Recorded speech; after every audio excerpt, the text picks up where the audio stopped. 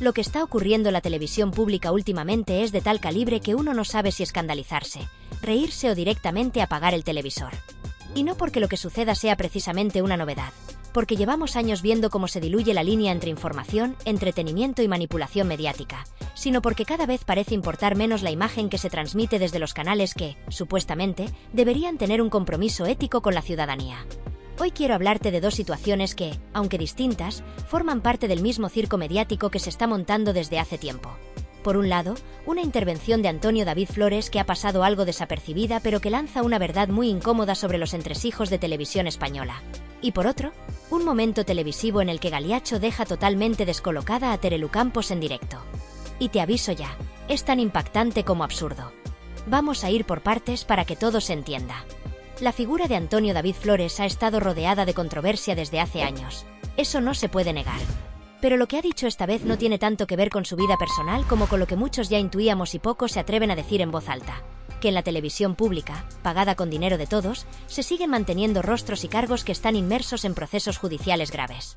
Y no estamos hablando de rumores. Estamos hablando de imputaciones reales, de condenas firmes, de sentencias judiciales. David Valdeperas, por ejemplo, director de algunos de los programas más polémicos de la última década, estuvo presente en el evento de presentación de La Fábrica de la Tele en Televisión Española. Estuvo, pero no subió al escenario. ¿La razón? Está imputado por su implicación en la conocida como Operación Deluxe, rebautizada ahora como Operación Luna en algunos medios.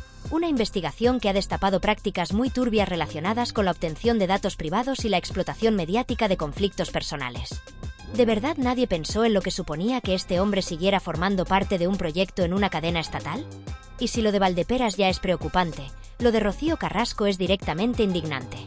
Fue anunciada como colaboradora, pero tampoco apareció en el acto. Muchos pensaron que se debía a temas de agenda o incluso que había sido una estrategia de marketing, pero la verdad es mucho más incómoda. Rocío Carrasco está condenada por impago de pensiones. No es un supuesto, no es una denuncia pendiente, es una sentencia firme. Y sin embargo, ahí está, figurando como rostro del nuevo formato que pretende marcar una nueva etapa de televisión limpia, moderna y empática. ¿En serio? Y aquí es donde entra el verdadero problema. Porque no estamos hablando de una televisión privada que se financia con su propia audiencia o con patrocinadores. Estamos hablando de televisión española, de nuestra televisión. Esa que se nutre de los impuestos de todos. Y que se supone que debe seguir unos principios éticos y una responsabilidad social mucho más alta que cualquier otra. ¿Dónde queda esa responsabilidad cuando los encargados de dirigir o protagonizar los programas están judicialmente señalados? Por si fuera poco, todo esto no se queda en anécdotas individuales. Hugo Sierra ha presentado una demanda contra la misma productora. Kiko Hernández, otro habitual de este tipo de formatos, también tiene una condena en firme. Y lo peor no es que existan estas situaciones, sino que se normalicen. Que pasen de largo como si nada. Que sigan apareciendo en pantalla como si tuvieran la autoridad moral para opinar sobre los demás, cuando ellos mismos están envueltos en procesos judiciales que cuestionan directamente su integridad. Y mientras esto sucede en los despachos, en plató ocurren escenas que rozan el absurdo.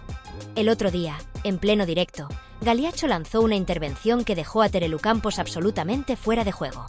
Literalmente la descolocó. La dejó sin palabras, sin argumentos, sin reacción.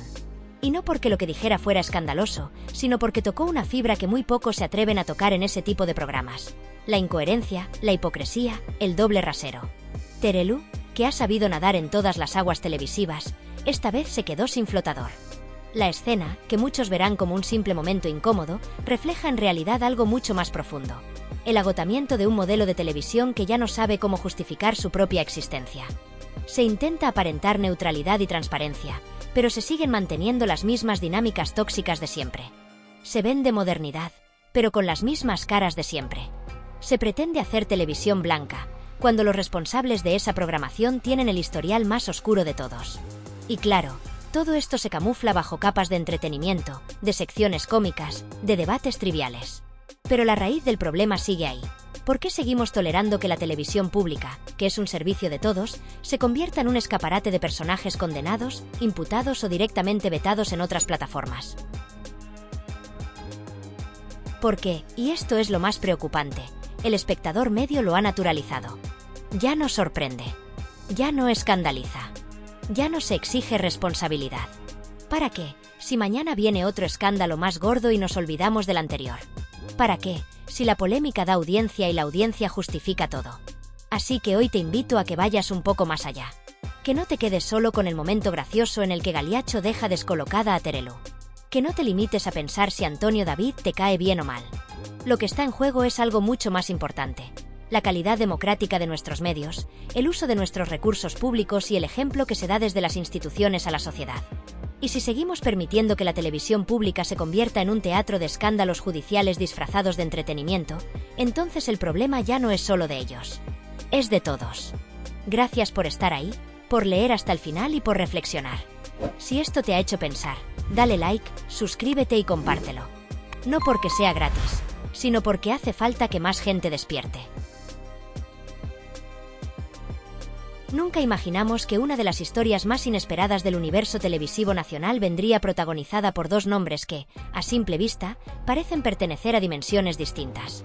Pero así es la televisión, impredecible, teatral y muchas veces, surrealista. Porque sí, lo que empezó como una anécdota en apariencia trivial, una charla sobre decoración durante un directo en tiempos de confinamiento, acabó generando una cadena de insinuaciones, gestos, silencios cómplices y miradas cruzadas que hoy nos llevan a preguntarnos: ¿hubo algo más entre Juan Luis Galiacho y Terelu Campos? ¿Un romance oculto? ¿Una historia que no cuajó o simplemente un juego de miradas y frases en doble sentido que nunca pasó de ahí? El propio Galiacho, con su estilo entre elegante y provocador, dejó caer que todo empezó con un inocente comentario sobre el dormitorio de Terelu. Tal cual. En medio de una conexión remota, en la que ella mostraba su hogar durante uno de esos programas adaptados a la pandemia, él no se contuvo y soltó con naturalidad: ¿por qué no nos enseñas tu habitación? Aunque parezca una frase sacada de una comedia ligera de sobremesa, lo cierto es que esa pequeña frase abrió la puerta, y nunca mejor dicho, a una cadena de teorías que aún hoy siguen dando vueltas por los pasillos de los platós. Terelu, que nunca ha sido precisamente una mujer tímida ante las cámaras, tampoco se ofendió. Al contrario, aceptó el juego, y desde ese momento, la dinámica entre ambos cambió. Él lo explica diciendo que se entendían muy bien, que compartían el gusto por las sobremesas eternas y que ella sabía escuchar, algo que él valoraba mucho.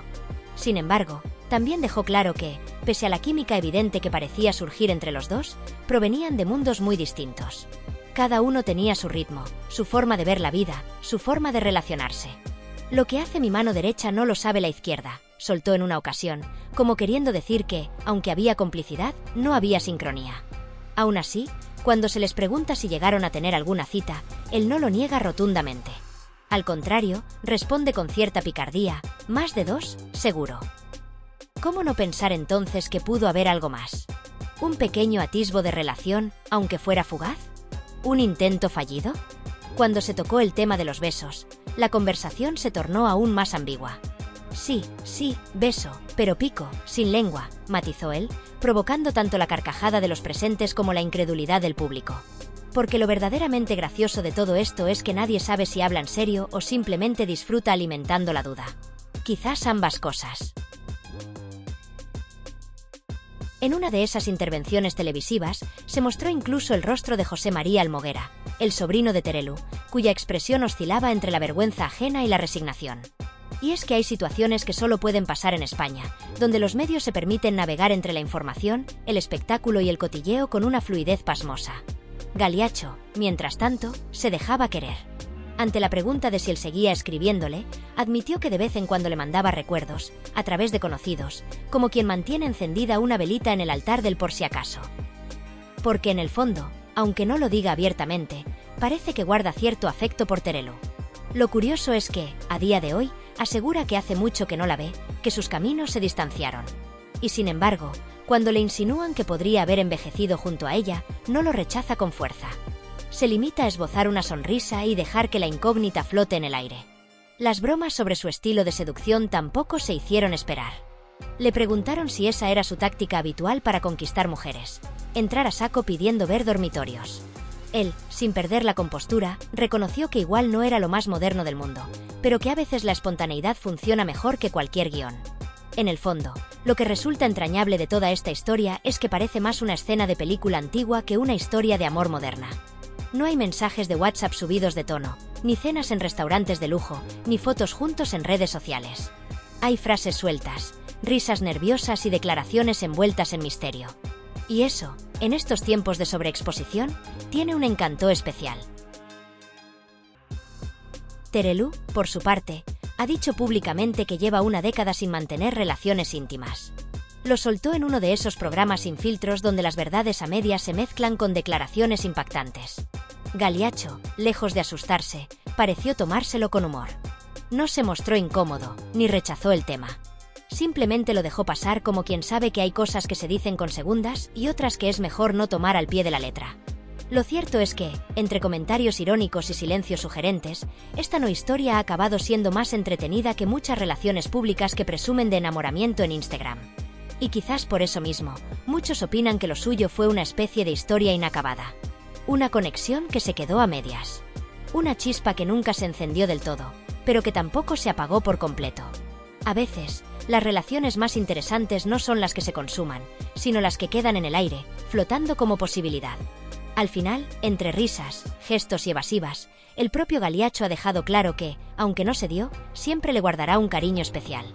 Y eso, viniendo de un periodista serio, con fama de riguroso y con pocos escándalos en su historial, dice mucho más de lo que aparenta. Porque aunque parezca absurdo, imaginar a Galiacho y Terelu como pareja, en Benidorm, paseando de la mano, envejeciendo juntos, tiene un punto de ternura que a nadie le hace daño. Es como ese capítulo que nunca se escribió, pero que todos quisiéramos ver. Al menos por curiosidad. Al menos por diversión.